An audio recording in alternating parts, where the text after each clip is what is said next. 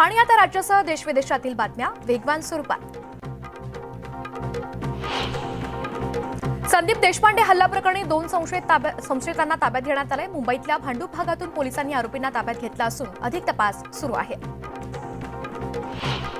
मनसे सरचिटणीस संदीप देशपांडेंवरील हल्ल्याप्रकरणी एका आरोपीचं नाव अशोक खरात असून तो माथाडी कामगार सेनेचा उपाध्यक्ष असल्याचं समोर आलं.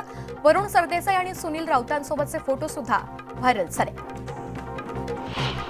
कसबा तो झाकी है, महाराष्ट्र अभी बाकी है मवियानं एकजूट दाखवली तर 2024 मध्ये राज्यात महाविकास आघाडीचं सरकार येणार. खासदार संजय राऊतांनी असा विश्वास व्यक्त केला. छत्रपती संभाजीनगर नामकरणाविरोधात इम्तियाज जलील उपोषणाला बसणार आहेत. हा घाणेरड्या राजकारणाचा भाग आहे. आमच्या सरकारला या निर्णयाचं श्रेय मिळावं म्हणून भाजप आणि शिंदे सरकारनं हा निर्णय घेतला. त्यामुळे या निर्णयाला विरोध करण्यासाठी उपोषण करत असल्याची माहिती जलील यांनी दिली. कोल्हापूरच्या ताराराणी चौकामध्ये मवियाकडून रवींद्र धनगेकर यांचे पोस्टर्स लावण्यात आले. धिस इज धनगेकर अशा आशयाचे पोस्टर्स लावत चंद्रकांत पाटलांना डिवचण्याचा प्रयत्न करण्यात आला. शेती करण्यासाठी शेतकऱ्यांना आवश्यक युरिया अर्थात डीएपी खताला मोदी सरकारनं मान्यता दिली. कृषी मंत्रालयानं लिक्विड युरिया म्हणजेच नॅनो डीएपी लॉन्च केली. त्याची किंमत सध्याच्या युरियाच्या निम्म्याहून कमी आहे. धुळ्यातील साक्री इथं कांदा उत्पादक शेतकऱ्यांनी आंदोलन केलं. शेतकऱ्यांनी रस्त्यावर कांदा फेकत जोरदार घोषणाबाजी केली. अहमदनगरच्या पारनेरमध्ये कांदा दरावरून आमदार निलेश लंकेंच्या नेतृत्वामध्ये एनसीपी कार्यकर्त्यांनी आंदोलन केलं. यावेळी आंदोलकांनी नगर पुणे महामार्गावरती रास्ता रोको केला.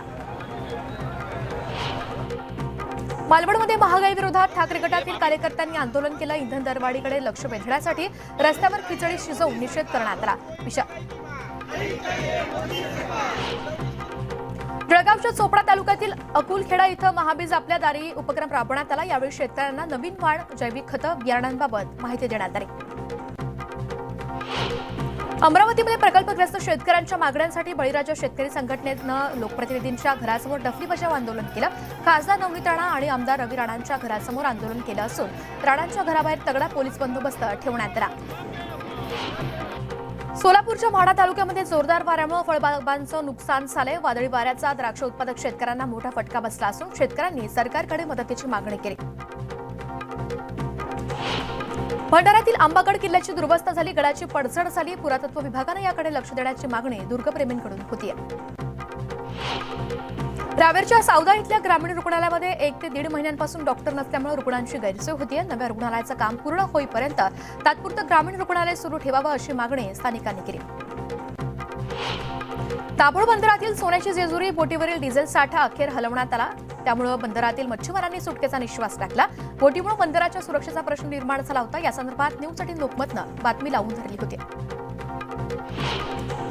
यवतमाळ शहरामध्ये अमृत योजनेची पाईपलाईन फुटली आहे. त्यामुळे माहिंदे चौक परिसरामध्ये रस्त्यावरती सर्वत्र पाणीच झालं. पाईपलाईन फुटल्यानं लाखो लिटर पाणी वाया गेलं असून एक मुलगी सुद्धा जखमी झाली. धाराशिव, बीड, लातूरला पाणीपुरवठा करणारी मांजरा नदी प्रदूषणाच्या विळख्यात अडकली. कळंब शहरातील सांडपाणी नदीपात्रात मिसळत असल्यामुळे नागरिकांचं आरोग्य धोक्यात आलं. वारंवार तक्रार करून सुद्धा प्रशासन दुर्लक्ष करत असल्याचं स्थानिकांनी म्हटलं. सावंतवाडी इथल्या केशव सूत यांच्या स्मारकाचा अवमान करतानाचा व्हिडिओ व्हायरल होतोय. या प्रकरणी कोकण मराठी साहित्य परिषद सावंतवाडी शाखेनं पोलिसात निवेदन देत कारवाईची मागणी केली. प्रयागराज लोकमान्य टिळक टर्मिनस मुंबई दरम्यान विशेष होळी स्पेशल ट्रेन सुरू करण्यात आली आहे. 6 ते 23 मार्च या काळात ही गाडी धावेल. कोरोनामुळे 3 वर्षांपासून बंद असलेली छत्रपती संभाजीनगर ते बंगळुरू विमानसेवा येत्या 28 मार्चपासून सुरू करण्याचा निर्णय इंडिगोनं घेतलाय. मंगळवार, गुरुवार आणि शनिवार अशी आठवड्यातून 3 दिवस ही सेवा उपलब्ध असणार आहे. सांगली महापालिकेचा 807 कोटींचा अर्थसंकल्प स्थायी समितीसमोर सादर करण्यात आला. यंदा कोणतीही करवाढ न केल्यामुळे सांगलीकरांना दिलासा मिळाला.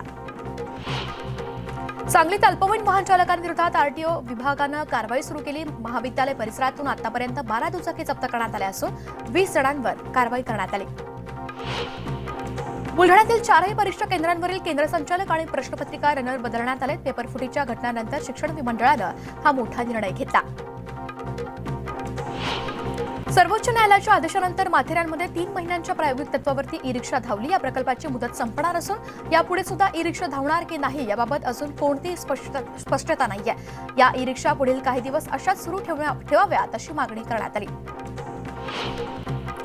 जतच्या सोन्याळ इथं गव्याचा मुक्त संचार पाहायला मिळाला, त्यामुळे नागरिकांमध्ये भीतीचं वातावरण आहे. या गव्याचा तात्काळ बंदोबस्त करावा अशी मागणी सोनाळमधल्या ग्रामस्थांनी केली. धुळवडी निमित्त बाजारात सध्या खानदेशी डोलचीचा सर्वत्र बोलबाला आहे. पिचकारी सारख्या या डोलचीचा वापर केला जातो. डोलचीला चांगली मागणी असून कारागिरांमध्ये डोलची तयार करण्याची लगबग सुरू आहे. उद्धव ठाकरे 5 मार्चला खेड दौऱ्यावरती असणार आहेत. उद्धव ठाकरेंच्या सभेला मुस्लिम बांधवांनी उपस्थित राहावं असा फतवा मराठी मुस्लिम सेवा संघानं काढला. तेलंगणाचे मुख्यमंत्री चंद्रशेखर राव महाराष्ट्रामध्ये तिसरी आघाडी उघडणार असल्याची माहिती सूत्रांकडून मिळते. केसी राव लवकरच शेकअप रासप आणि स्वाभिमानी शेतकरी संघटनेसोबत युतीची घोषणा करण्याची शक्यता आहे. घराघरात पाणी देणारा नेता हवा की दारूची बाटली वाटणारा नेता पाहिजे? नाव न घेता पंकजा मुंडेंनी धनंजय मुंडेंवरती निशाणा साधला. पैसे वाटणारा, तमाशा दाखवणारा, भ्रष्टाचार करणारा राजकारणात विलन असतो असं सुद्धा त्या म्हणाल्या. जळगावमध्ये पोटच्या मुलाची हत्या करणाऱ्या महिलेसह एकाला जन्मठेपेची शिक्षा झाली. अनैतिक संबंधांबाबत मुलाला संशय आल्यामुळे महिलेनं हे पाऊल उचललं. वणीच्या सप्तशृंगी गडावरील दानपेटीवरती चोरट्यांनी डल्ला मारला. सुरक्षा रक्षक सीसीटीव्ही असून सुद्धा चोरी झालीच कशी असा सवाल उपस्थित केला जातोय. तर 13 फेब्रुवारीला चोरी झाली असून अजूनही गुन्हा दाखल न झाल्यानं आश्चर्य व्यक्त होत आहे. वेंगुर्ला समुद्रकिनारी नांगर टाकलेल्या मच्छीमार बोटीला आग लागली. यात मत्स्य व्यावसायिकाचं 35 लाखांचं नुकसान झालं. या प्रकरणी एका संशयिताला अटक झाली असून अधिक तपास सुरू आहे. शहापूरच्या उंभराई इथल्या एका शेतकऱ्याच्या गोठ्याला अज्ञातानं आग लावल्याची संतापजनक घटना घडली. या आगीमध्ये 3 जनावरं भाजली असून एका वासराचा होरपळून मृत्यू झाला. या प्रकरणी किन्हवली पोलीस तपास करत आहेत. यवतमाळच्या केळापूरमधल्या एका आदिवासी महिलेला सरपंचानं मारहाण केल्याची संतापजनक घटना घडली. आदिवासी संघटनांनी पांढरकवडा उपविभागीय कार्यालयासमोर उपोषण करत सरपंचांवरती कठोर कारवाईची मागणी केली. डोंबिवली पूर्वेकडील स्टेशन परिसरामध्ये अज्ञातानं विद्युत खांबाला गळफास लावून आत्महत्या केल्याची धक्कादायक घटना घडली. पोलिसांनी शवविच्छेदनासाठी मृतदेह पाठवला असून मृताची ओळख पटवण्याचं काम युद्धपातळीवरती सुरू आहे. वाशिमच्या मंगळूरपीर अकोला महामार्गावरती ट्रॅक्टरनं रिक्षाला धडक दिली. या अपघातामध्ये 2 जणांचा जागीच मृत्यू झाला असून 12 जण गंभीर जखमी आहेत.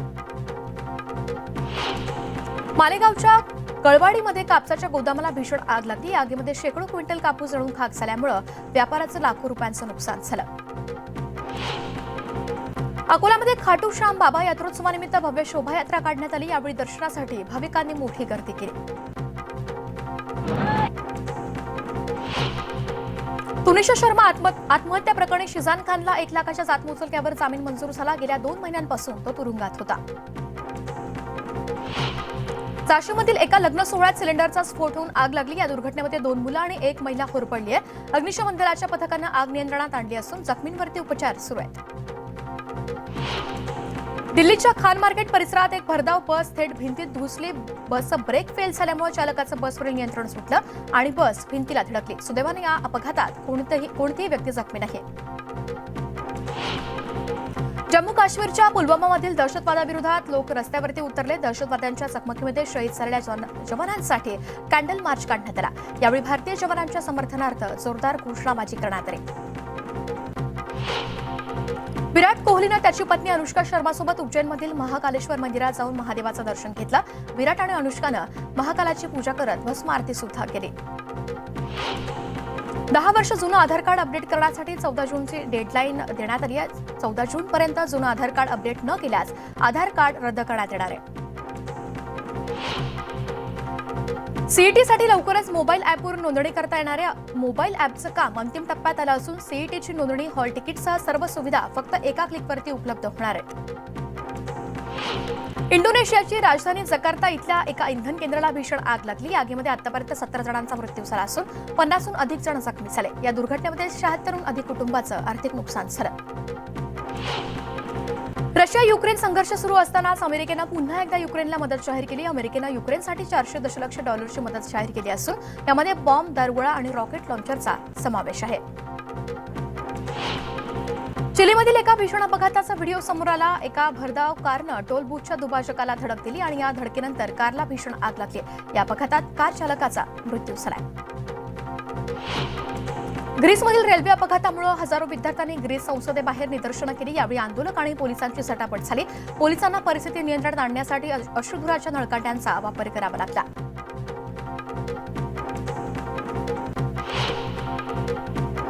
बुलेटिनमध्ये एक छोटासा ब्रेक, कुठे जाऊ नका, पाहत रहा न्यूज 18 लोकमत.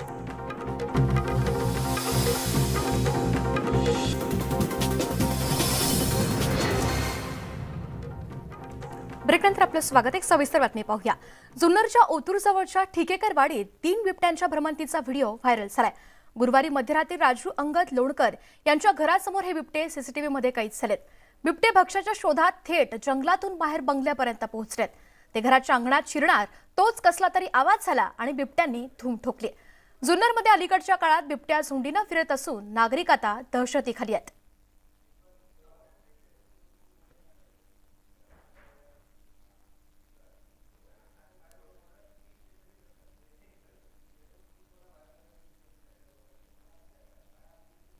आता बातमी आहे भीषण अपघाताची.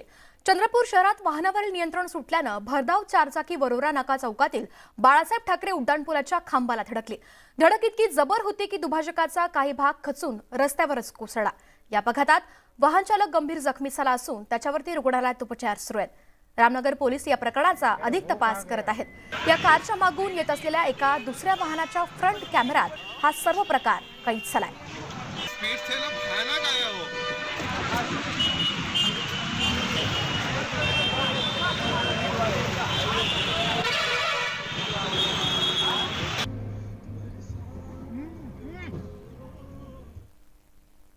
यवतमाळ वासियांसाठी अत्यंत जिव्हाळ्याचा विषय असलेल्या अमृत योजनेचा फज्जा उडाल्याचं चित्र समोर आलंय.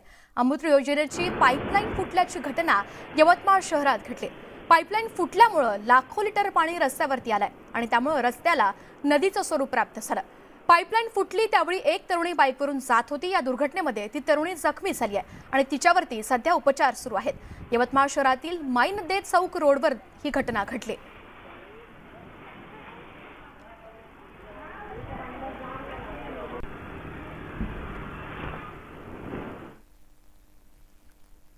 आणि या बातम्यांसह बुलेटिनमध्ये वेळ झाली इथेच थांबण्याची. ताज्या बातम्या आणि घडामोडींसाठी पाहत रहा न्यूज 18 लोकमत.